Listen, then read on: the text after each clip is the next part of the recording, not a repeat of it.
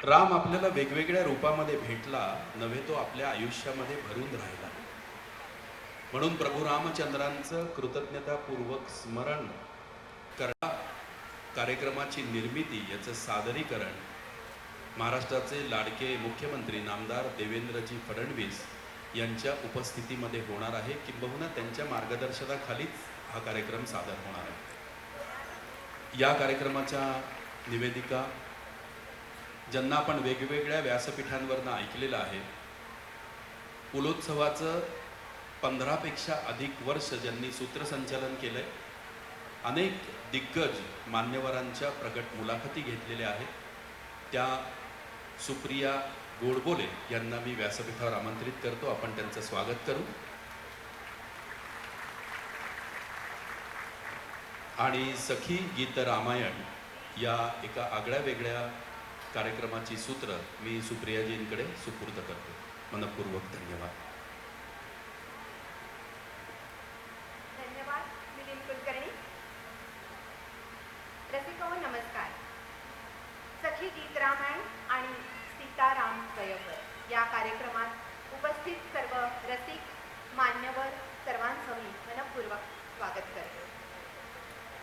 रामायण हे आद्य काव्य, प्रभू रामचंद्रांचा जीवनपट उलगडणारं अनुपम असं भावकाव्य. पिढ्यानपिढ्या त्याचं गायन भारतीय संस्कृतीत विविध माध्यमात चालत आलेलं आहे आणि पुढेही हजारो वर्ष चालू राहील. जोवरी हे जग, जोवरी भाषण, तोवरी नूतन नितरामायण. अशा या अजरामर रामकथेवर आधारित एक रचना मराठीत रचली गेली आणि 1 एप्रिल 1955 या दिवशी एक चमत्कार घडला. त्याचं नाव गीतरामायण. रेडिओ नामक यंत्राद्वारे एक वेगळाच असा प्रकारे आमचा हा प्रयत्न म्हणजे शिवधनुष्य उचलण्याचाच प्रयत्न आहे, याची आम्हाला जाणीव आहे. आपण कौतुकानं प्रोत्साहन द्याल या आशेसह सादर करतो आहोत सखी गीत रामायण आणि सीताराम स्वयंवर. धन्यवाद. तर मंडळी, फ्लॅशबॅक पद्धतीनं गीतरामायणाची सुरुवात होते. रामानं अयोध्येत केलेल्या यज्ञासाठी माणसांचा महासागर जमलेला असतो. ऋषीमुनींच्या वेशातली 2 लहान मुलं तिथे येतात. महर्षी वाल्मिकींचे आम्ही शिष्य असून रामकथेचं गायन करतो असं ते सांगतात. प्रत्यक्ष रामासमोर हजारो लोकांच्या साक्षीनं ते रामकथा गाऊ लागतात. पण त्यांना माहीत असतं ना रामाला की ती त्याचीच मुलं आहे. म्हणून गदिमाने म्हटलंय, पुत्र सांगती चरित पित्याचे, ज्योतीने तेजाची आरती. गीतरामायणातलं हे पहिलं सुरुवातीचं गीत आता ऐकूया. प्रभू रामचंद्रांच्या राजसभेतला तो प्रसंग आपल्यासमोर साकार करणारे आमचे नृत्य कलाकार. ऐकूया. स्वये श्री राम प्रभू ऐकती, कुशलव रामायण गाती.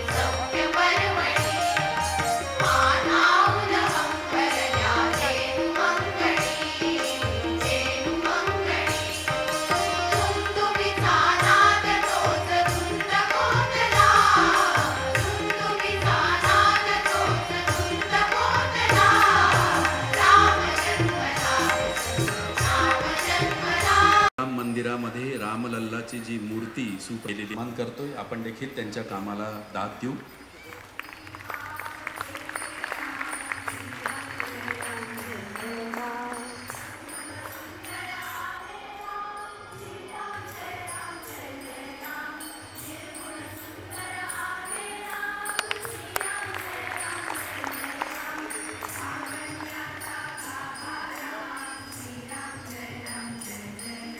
सचिन नाईक कृपया स्टेजवरती या, पोडियम इथे मांडायचा आहे, गाईड करा पटकीने. धन्यवाद.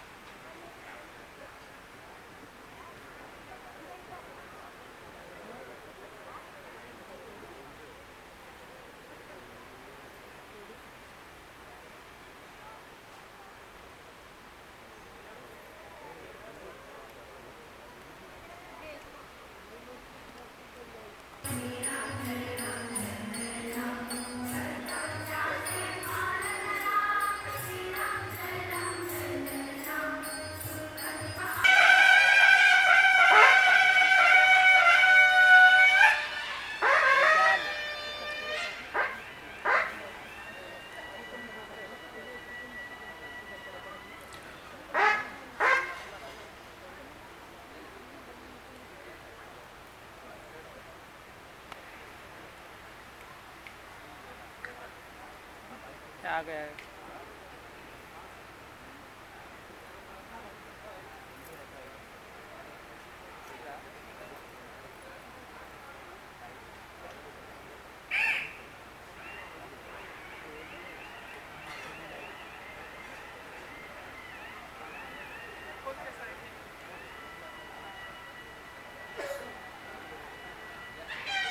सखी गीत रामायण या आजच्या कार्यक्रमासाठी उपस्थित झालेले महाराष्ट्र राज्याचे लाडके मुख्यमंत्री नामदार देवेंद्रजी फडणवीस साहेब यांचं मनपूर्वक स्वागत.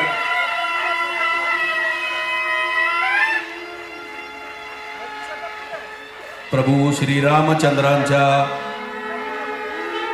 या मूर्तीचं पूजन मुख्यमंत्री साहेब तुतारी आणि शंखनादामध्ये करतायत. ग्रॅव्हिटी ग्रुपचे अध्यक्ष डॉक्टर मिहिर कुलकर्णी यांना मी विनंती करतो, आपण मुख्यमंत्री साहेबांना घेऊन पहिल्या रांगेमध्ये स्थानापन्न व्हायचंय.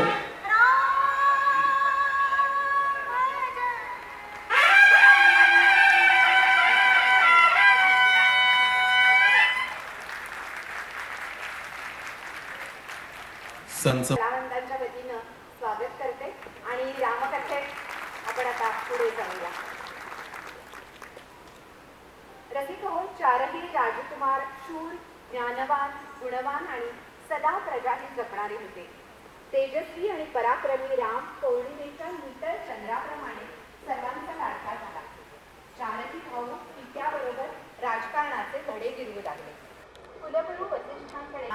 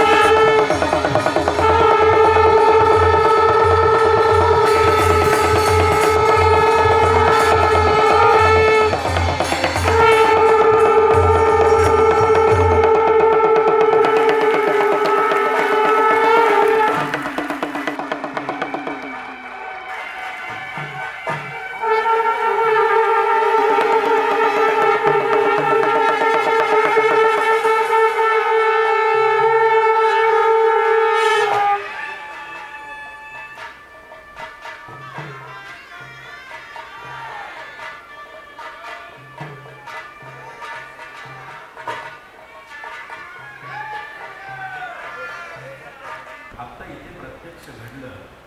व्यासपीठावरती मान्यवरांच्या बैठक व्यवस्थेसाठी खुर्च्या लावण्याची लगबग सुरू असताना नामदार देवेंद्रजी फडणवीस साहेबांनी सांगितलं, गीत रामायण असणार नाही, मी व्यासपीठावरती उभं राहणार.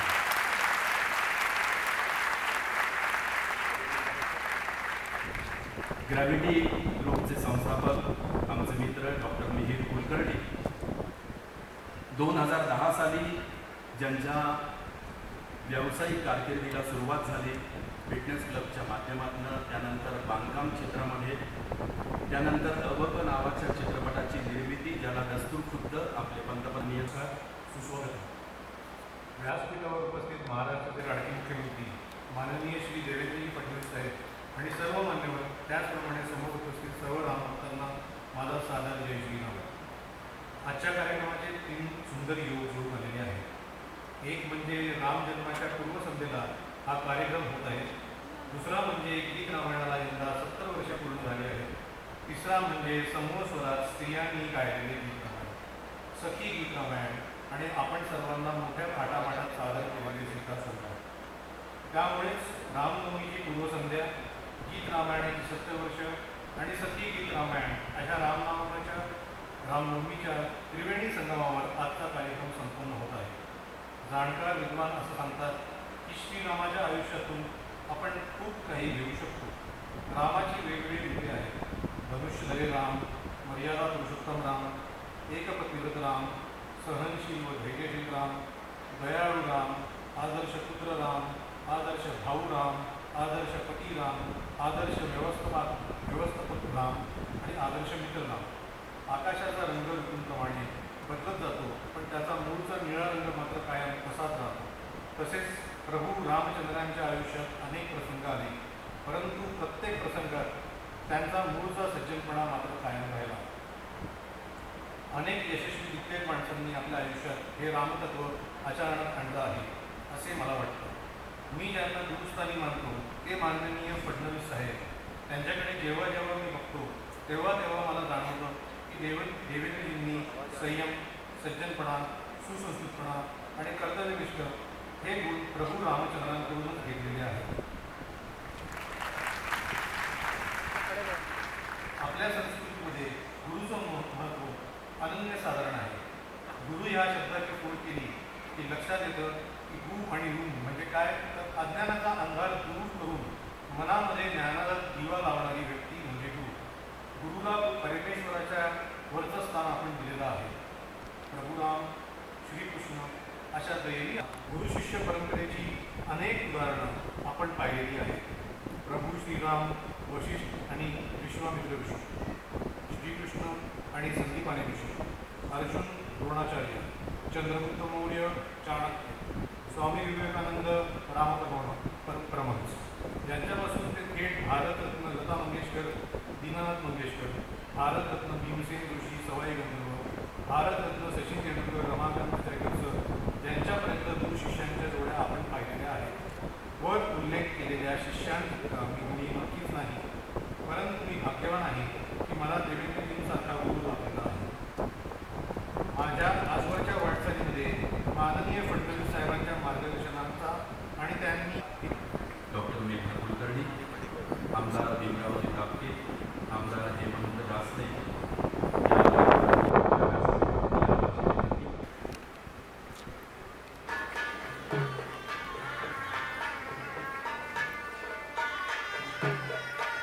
मिहीर कुलकर्णी यांना मी विनंती करतो, नामदार देवेंद्रजी फडणवीस साहेब यांचा सन्मान आपण करावा. शाल, त्याचप्रमाणे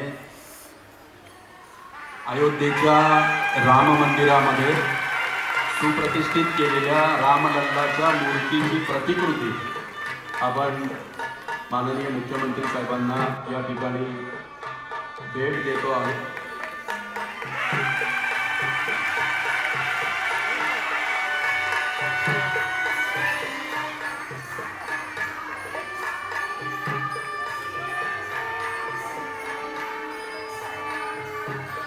धन्यवाद. यानंतर सौ मीना कुलकर्णी यांना मी विनंती करतो, आपण खासदार माननीय डॉक्टर मेधा कुलकर्णी यांचा सन्मान करावा.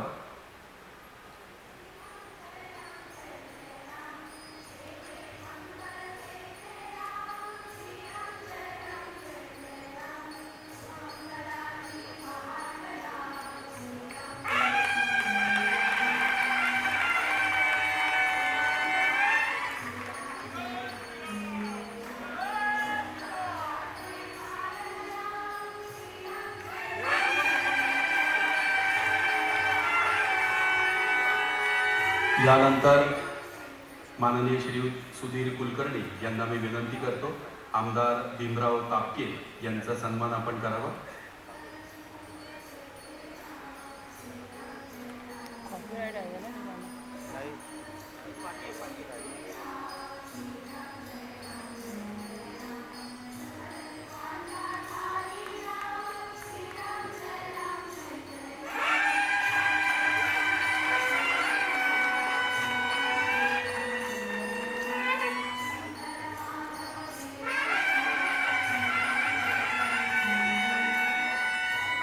यानंतर प्रसिद्ध वास्तुशास्त्र तज्ज्ञ पंडित शिवकुमार श्री यांना मी विनंती करतो, आपण माननीय आमदार हेमंतजी रासने यांचा सन्मान करावा.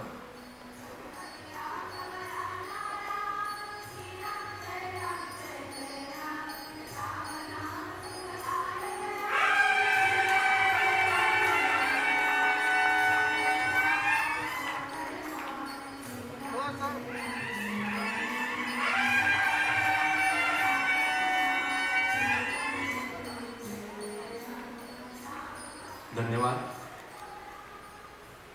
सर्व मान्यवरांना मी पहिल्या रांगेत स्थानापन्न होण्याची विनंती करतो आणि महाराष्ट्र राज्याचे लाडके मुख्यमंत्री नामदार देवेंद्रजी फडणवीस साहेब यांना मनोगत व्यक्त करण्यासाठी आमंत्रित करतो.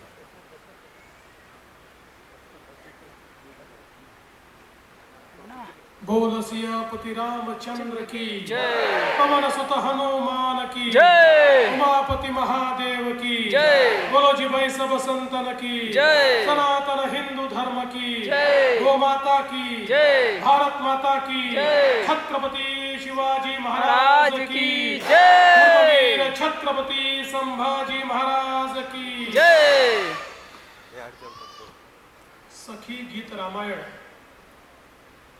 या अतिशय सुंदर अशा कार्यक्रमामध्ये आपल्यामध्ये उपस्थित सन्माननीय खासदार मेधाताई कुलकर्णी, आमचे सहकारी आमदार भीमराव अण्णा तापकीर, हेमंतजी रासने, त्याचप्रमाणे सर्वच आमचे या ठिकाणी मान्यवर पदाधिकारी आणि ज्यांनी हा कार्यक्रम आयोजित केला ते ग्रॅव्हिटी ग्रुपचे डॉक्टर मिहिर कुलकर्णी, मंचावरील सर्व कलावंत आणि उपस्थित सर्व भगिनी आणि बंधूंनो, मला अतिशय आनंद आहे की रामनवमीच्या पूर्वसंध्येला अतिशय सुंदर असा हा गीत रामायणाचा कार्यक्रम आयोजित करण्यात आला आणि विशेषतः सखी गीत रामायण असं याचं स्वरूप करण्यात आलेलं आहे.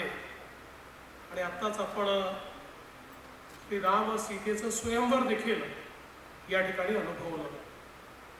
आपल्याला कल्पना आहे की गदिमांनी आणि बाबूजींनी 7 दशकांपूर्वी या गीत रामायणाची सुरुवात केली आणि अक्षरशः हे गीत रामायण अजरामर झालं.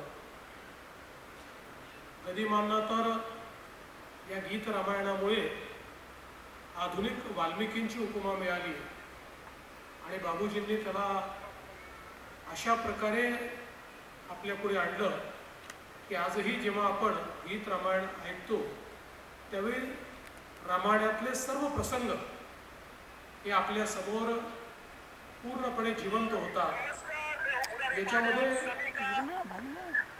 जीवनातले सर्व प्रकारचे रस, सर्व प्रकारच्या संवेदना हे आपल्याला अनुभवायला मिळतात. याच्यामध्ये आनंदही आहे, याच्यामध्ये दुःखही आहे, याच्यामध्ये हास्यही आहे, याच्यामध्ये अश्रू पण आहे आणि एक प्रकारे जी काही रामायणातल्या विविध भावना आहेत त्या सर्व भावनांची अनुभूती गीत रामायणाच्या माध्यमातून आपल्या सर्वांना मिळते. आपण प्रभू श्रीरामांना युगपुरुष म्हणतो. आपण आपल्या संस्कृतीमध्ये त्यांचं एक अनन्यसाधारण महत्त्व मानतो. याचं कारण जीवनातले मूल्य काय असले पाहिजे हे आपल्याला जर कोणी शिकवलं असेल तर ते प्रभू श्रीरामांनी शिकवलं. ज्यावेळी वनवासाला जायला सांगितलं, एकही मिनिटाचा विचार न करता वनवासाला ते गेले.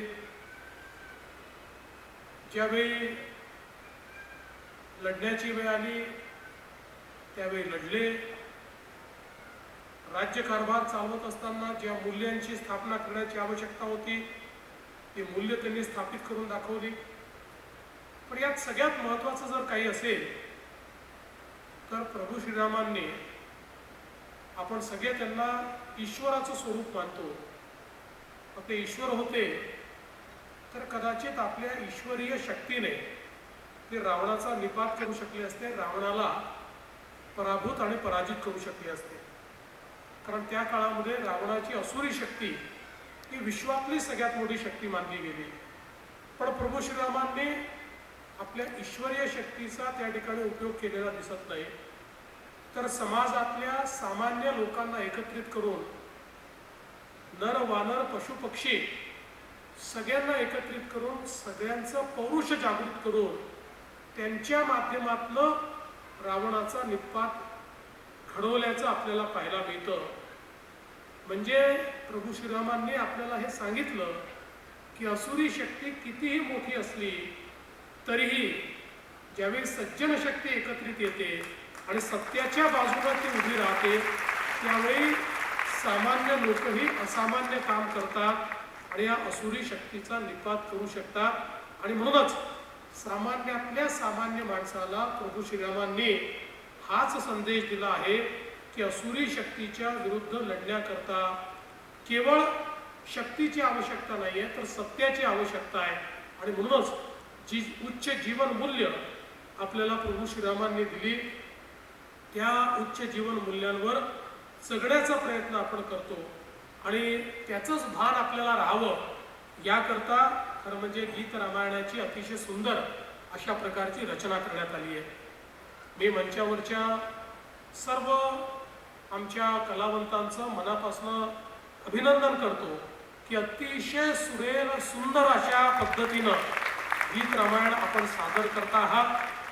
वाद्यवृंद अतिशय सुंदर त्याला साथ देतो आहे आणि त्यासोबत आता स्वयंवराचा जो प्रसंग आपल्यापुढे सादर झाला त्या सर्व आमच्या कलावंतांनी अतिशय भावपूर्ण अशा प्रकारे हा प्रसंग आपल्यासमोर सादर केला. त्यांचंही मी मनापासून अभिनंदन करतो. आणि विशेषतः या ठिकाणी डॉक्टर मिहीर कुलकर्णी ज्यांनी ही संकल्पना मांडली, याचं आयोजन केलं आणि इतका सुंदर आणि सुरेख अशा प्रकारचा कार्यक्रम आपल्यापुढे आणला त्याबद्दल डॉक्टर मिहीर कुलकर्णी यांचंही मी मनापासून अभिनंदन करतो. अशाच प्रकारे चांगले कार्यक्रम हे त्यांच्या ग्रॅव्हिटी ग्रुपच्या माध्यमातून आपल्या सर्वांपुढे येत राहावेत अशा प्रकारच्या शुभेच्छा देतो. आणि या चांगल्या कार्यक्रमाला आपण मला बोलवलं आणि मला देखील या सुंदर अशा गायनाची अनुभूती घेण्याची संधी दिली त्याबद्दल तुमचे मनापासून आभार मानून माझे 2 शब्द संपवतो. धन्यवाद. जय हिंद.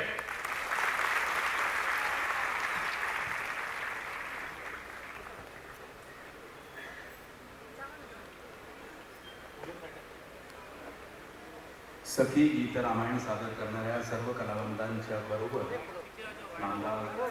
देवेंद्रजी फडणवीस साहेब आगे क्यों यार यांचे छायाचित्र आमच्या आठवणीसाठी सुप्रियाजी या चित्रताई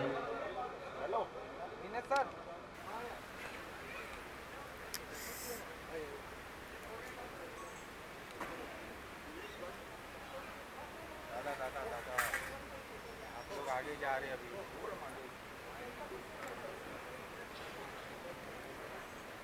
सखी गीत रामायण या कार्यक्रमामधले नृत्य कलावंत देखील 1 मिनिट लगेच या. आपल्या संस्कृतीमध्ये अष्टमहासिद्धी कल्पिलेल्या आहेत. इशिता, वशिता, प्राप्ती, प्राकाम्या, आणिमा, महिमा, लघिमा, गरिमा. मराठी रसिकाला त्याच्या सद्भाग्याने लाभलेली 9वी महासिद्धी म्हणजे ग दी मा. गजानन दिगंबर माडगुळकर. गरिमा आणि बाबूजींच्या शब्दसुरांच्या सर्वोच्च आविष्कार आमच्या सर्व माता भगिनींनी सादर करावा. त्याला जोड सुरेल वाद्यवृंदाची असावी. डॉक्टर नरेंद्र चिपळूणकरांनी त्याचं वाद्यवृंद संयोजन करावं. सुप्रियाताईंनी सुंदर निरूपण करावं. चित्राताईंनी त्याची निर्मिती करावी आणि त्याला दस्तूर खुद्द माननीय मुख्यमंत्री साहेबांनी द्यावी. यापेक्षा वेगळा दुग्ध शर्करा योग काय असू शकतो रसिक हो.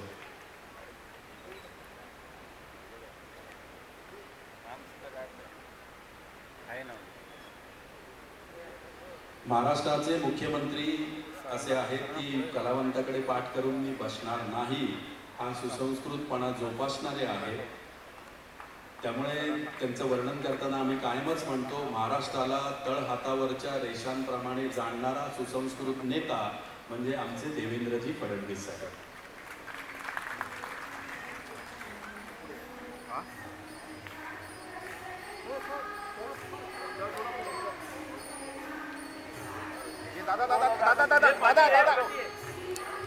आ जाओ. छोटे लवकुश कुठे गेले. अच्छा सर सर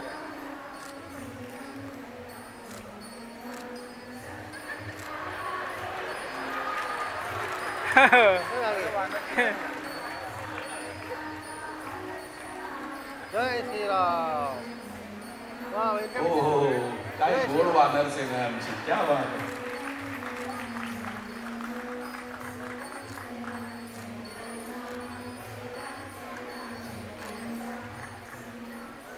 आम्ही माननीय मुख्यमंत्री महोदयांचे औपचारिक आभार मानत नाही तर मनापासून कृतज्ञता व्यक्त करतो. त्याचबरोबर सर्व मान्यवरांचे देखील खूप मनापासून आभार मानतो. पुढील कार्यक्रमासाठी मान्यवर मार्गस्थ होतात.